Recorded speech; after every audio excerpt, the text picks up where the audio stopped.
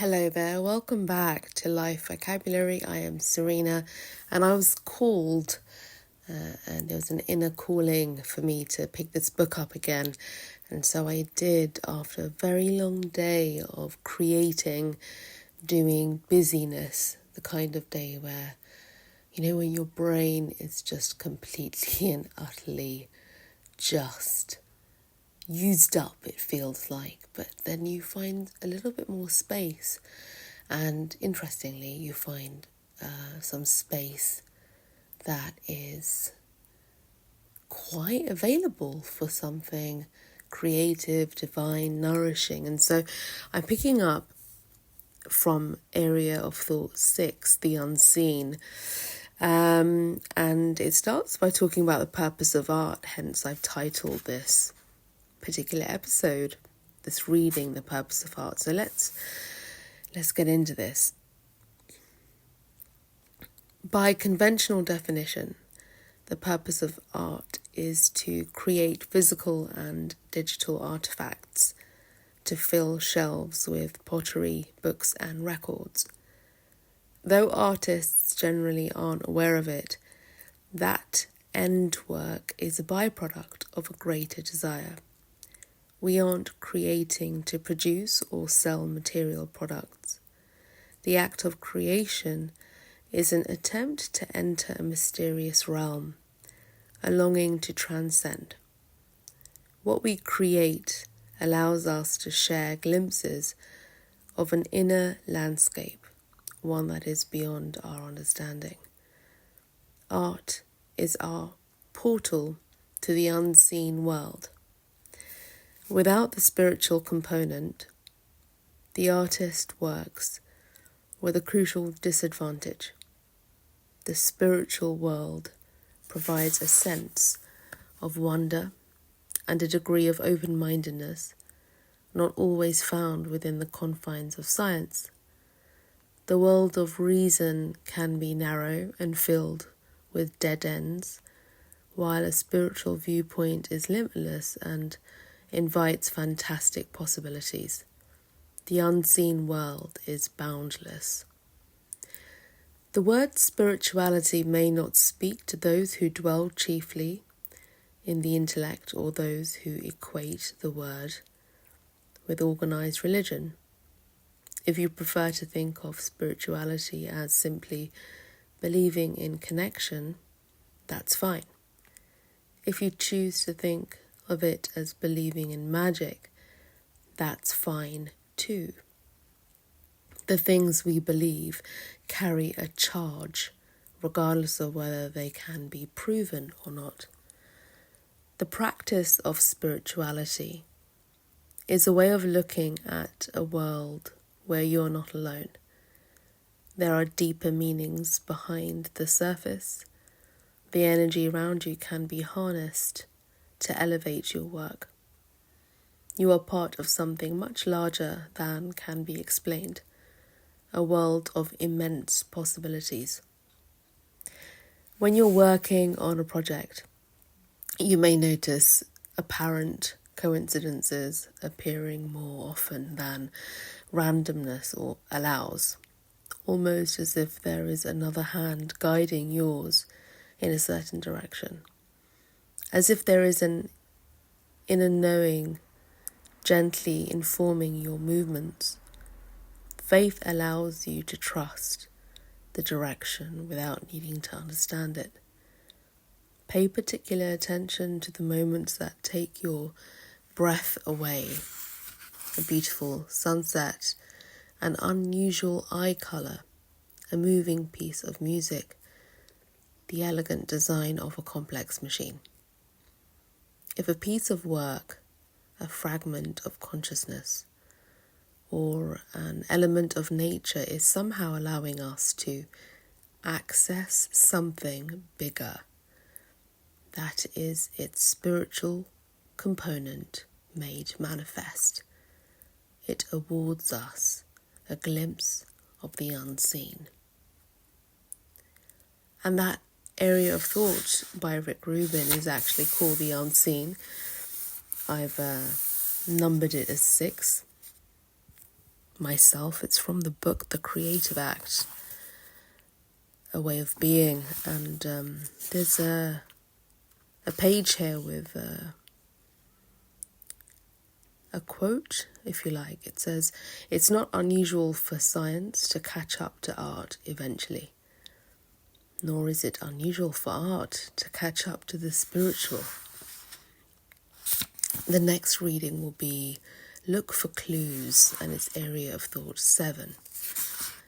What I appreciated about area of thought 6 just now, something there about having this inner guidance, something else is guiding you, and having a break from the intellect and the intellectual.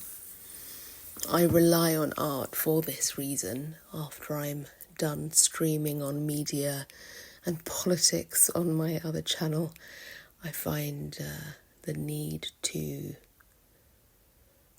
have respite, have a break, and so I tend to lean into music, into dance,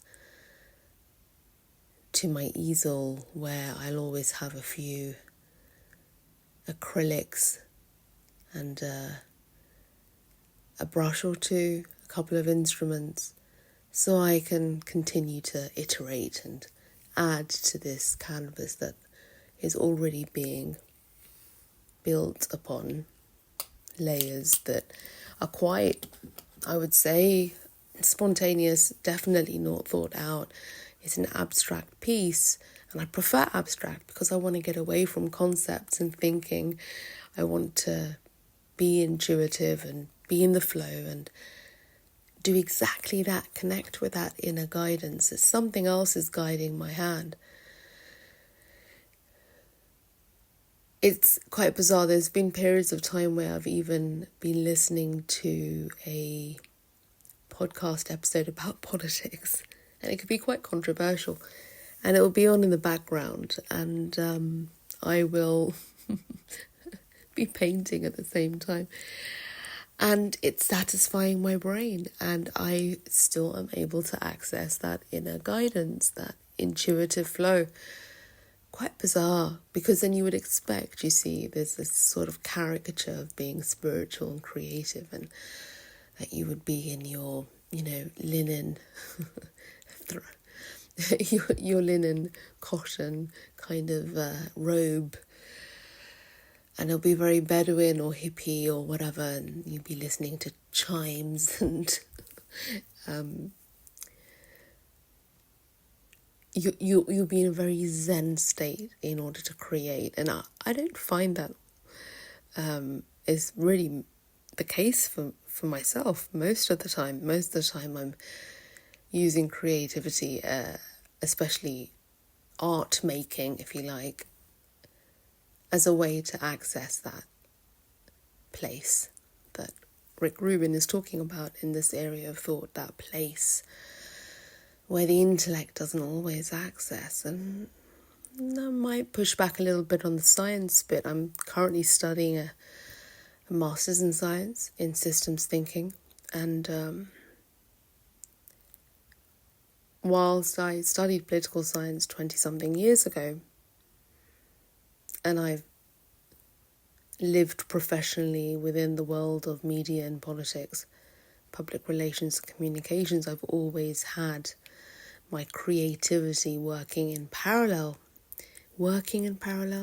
living in parallel alongside it. So I consider myself to be an artist, to be a creative, whether it's through dance, choreography, now, more recently painting or writing or music. And since I've been studying and entering this world of science and STEM, there can be a sort of an intellectual burden on the brain, it feels sometimes, but the connections made, I have to say, feel profound and absolutely creative. It does feel like an act of creativity. And, I'm sure if you ask a scientist when they're in the lab what their experience is like, and do they enter a state of flow and that inner guidance, and I've had many say yes. Similarly to the record producer, the songwriter who's in the studio. It's a laboratory of sorts. So I think there are interesting inroads to that act and to that place of inner guidance. So it's worthwhile being aware that you can enter there, regardless of whether you call yourself an artist or not. I'm sure there'll be plenty to debate this with me and discuss it and say, well, Serena, some are artists and creatives, not everyone considers themselves to be or is, but I think we're talking about the experience, that sort of spiritual, divine experience. And I think that is the purpose of art. That is the purpose of art. So I hope you enjoyed this reading and reflection on it. It's been a while since I've done this and I've uploaded something like this to my channel. I've actually got a few more in the bank that I will release, and I will continue to, since I have begun to find a dance between the science and the creative and the intellect and the art. And it's an enjoyable one. It's one that doesn't present me with a sacrificial choice. It's a dance where both can be and are present and are sort of in parallel. So you might be hearing my voice more frequently.